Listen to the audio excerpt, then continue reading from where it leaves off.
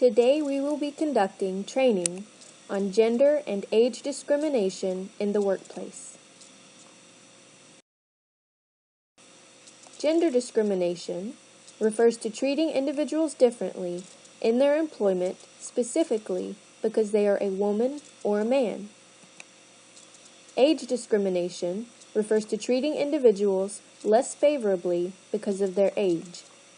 This can occur in all age groups, from the youthful to the elderly. Why does age discrimination occur in the workplace? Reasons can include the employer wants a younger look for the company, the employer needs new blood in the company, or the employer wants to keep the younger, less experienced personnel, therefore saving money as they are paid less. Why does gender discrimination occur in the workplace? An individual may apply for a job and has the proper experience and qualifications for the position, but may not be hired because some of the longtime clients are more comfortable dealing with one gender over the other.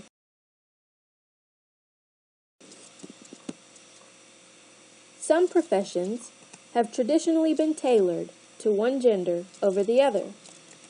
The majority of women work in professional office and administration, support, sales, and service occupations. Men usually work in construction, maintenance and repair, production, and transportation occupations. In 2013, nearly 40% of working women were employed in these occupations, compared to less than 5% of men. And 45% of men worked in these occupations, compared to less than 6% of women.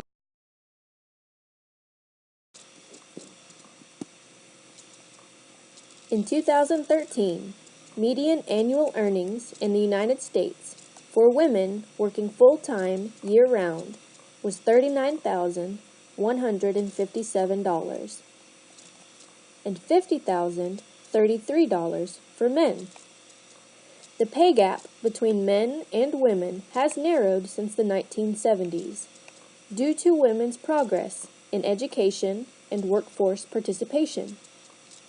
But in 2013, women working full-time in the United States were still only paid 78% of what men were paid.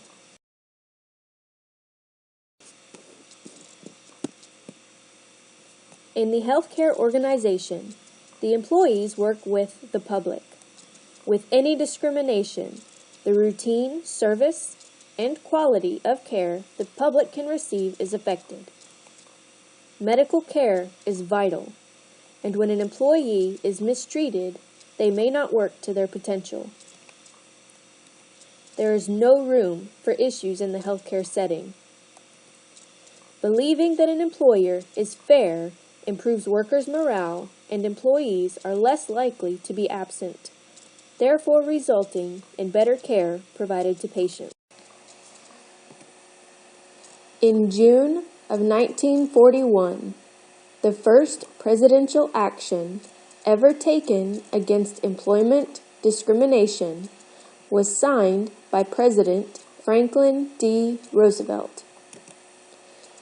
This executive order prohibits private employers that hold government contracts from employment discrimination based on race, color, or national origin.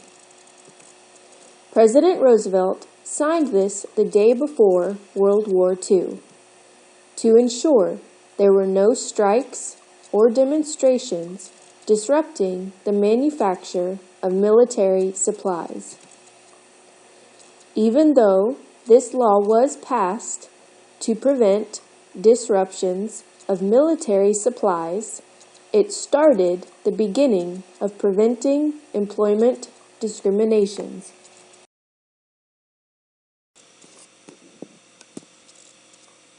There is currently legislation regarding discrimination in the workplace, including In 1942, a New York Congresswoman introduced a bill prohibiting discrimination in pay based on gender, but it did not pass. 21 years later, President John F. Kennedy signed the Equal Pay Act, or EPA, of 1963. The bill states, "No employer shall discriminate between employees by paying wages to employees a rate less than the rate at which he pays wages to employees of the opposite sex for equal work, which is performed under similar working conditions."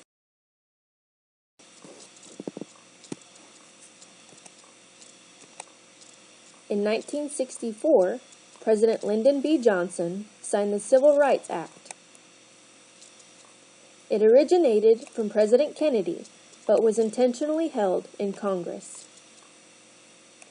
After his assassination, President Lyndon B. Johnson addressed legislators stating that no memorial could more eloquently honor President Kennedy's memory than the earliest possible passage of the Civil Rights Bill, for which he fought so long. 7 months later, it passed in Congress, and President Johnson signed the bill into law.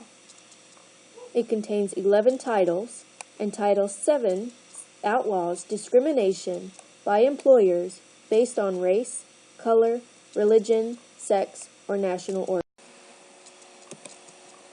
From Title VII of the Civil Rights Act of 1964 came the Equal Employment Opportunity Commission, or EEOC. Creating this agency gave power to Title VII, even though it was weak at its beginning. With each new executive order or amendment added to the Civil Rights Act, it has grown so that employment discrimination claims would be investigated, expanding and directing the Commission's responsibilities and authority. The various laws that govern EEOC's actions are subject to interpretations by the federal court system, and most importantly, by the Supreme Court. Today, the EEOC has more than 50 field offices and investigates more than 80,000 claims of employment discrimination annually. In July of 2014, the Commission celebrated its 50th anniversary.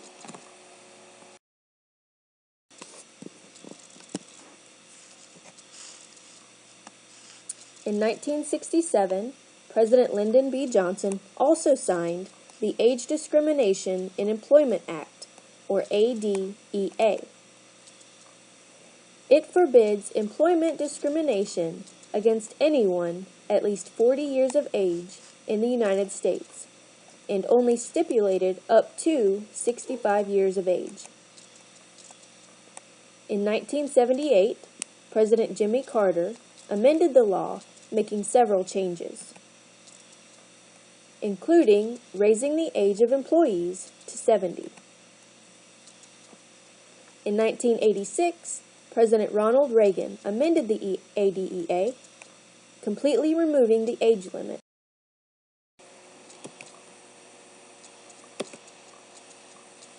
In 1978, Congress amended Title VII of the Civil Rights Act by passing the Pregnancy Discrimination Act, or PDA, to make clear that discrimination based on pregnancy is unlawful. It reversed the Supreme Court's Gilbert decision. In the 1976 Supreme Court case, General Electric Company versus Gilbert, the Supreme Court ruled the General Electric Company disability program did not discriminate against women when the program did not pay benefits for disabilities due to pregnancy or childbirth.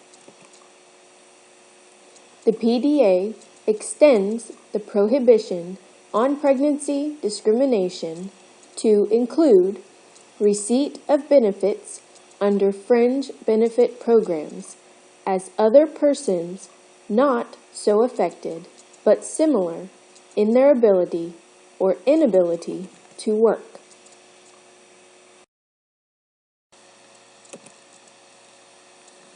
In 1990, Congress passes the Older Workers Benefit Protection Act, or OWBPA. It overruled the Supreme Court 1989 decision in the Public Employees Retirement System of Ohio versus Betts. Betts stated the ADEA did not forbid age discrimination in employee benefits, only in rare occasions. The OWBPA amends the ADEA and prohibits age discrimination in employee benefits and establishes minimum standards for an employee's voluntary waiver of an ADEA claim.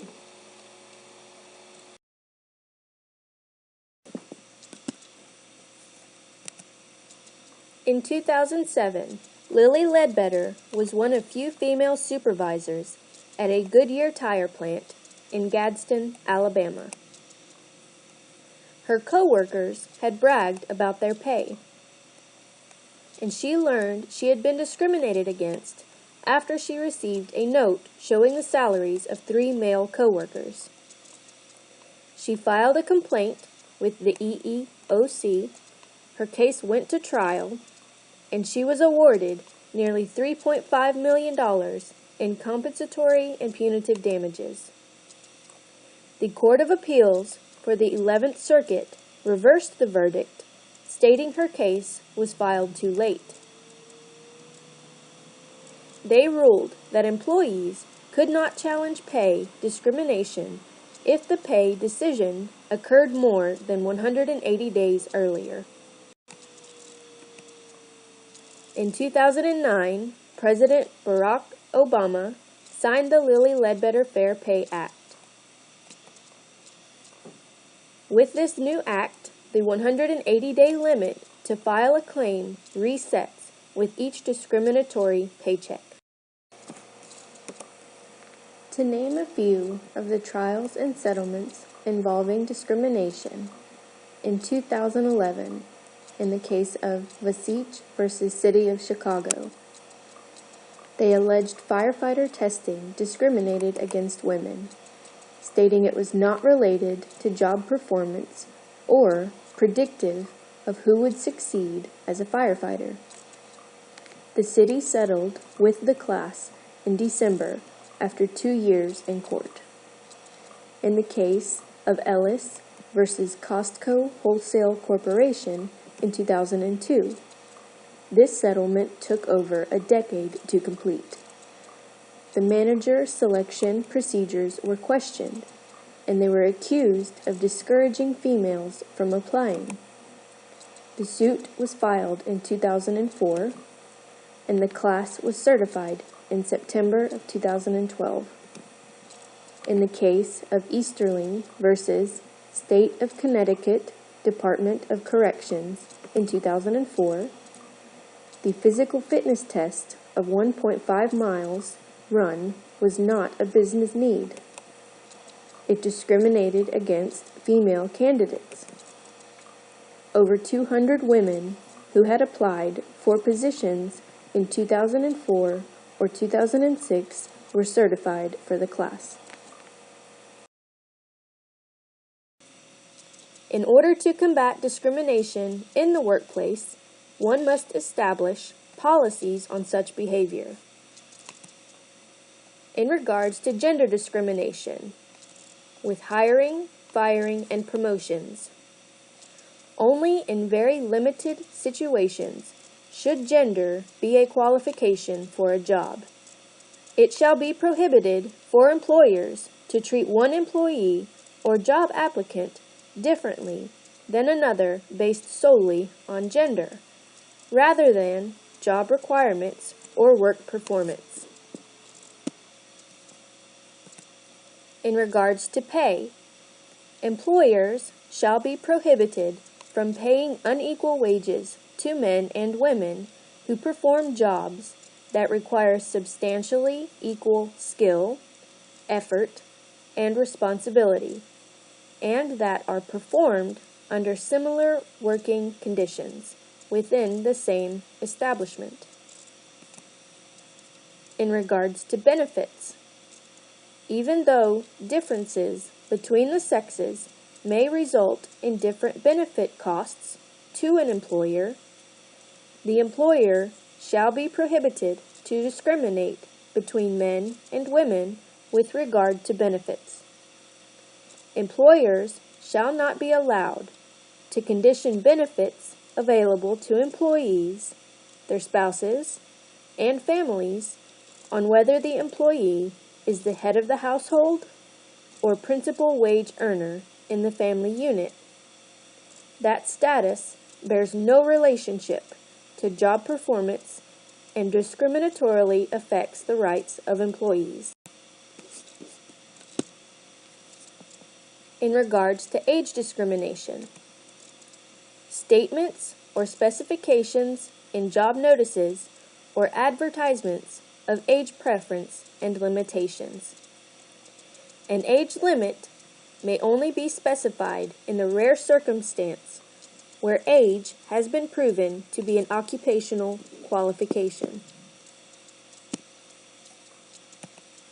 In regards to benefits, the employer shall only be able to reduce benefits based on age if the cost of providing the reduced benefits to older workers is the same as the cost of providing benefits to younger workers. In regards to apprenticeship programs, it should be unlawful for apprenticeship programs, including joint labor management apprenticeship programs, to discriminate on the basis of an individual's age. Age limitations in apprenticeship programs shall not be allowed. If you are the victim of discrimination, document. Have everything in writing and have a timeline. Know your rights. Contact the Equal Employment Opportunity Commission, or EEOC, at 800-669-4000. Seek help. Speak with your supervisor or a human resources representative to learn about the proper grievance procedure. Avoid comments. There is a threat of a countersuit for defamation. Seek legal advice. Speak with a lawyer with experience in your type of discrimination. Do not procrastinate. There is a statute of limitations on filing a complaint with the EEOC. Manage your money. Speak with an accountant or a lawyer about the costs of a lawsuit. Prepare for the process to take time. Filing a discrimination lawsuit can be time-consuming, but people have succeeded, and you can too.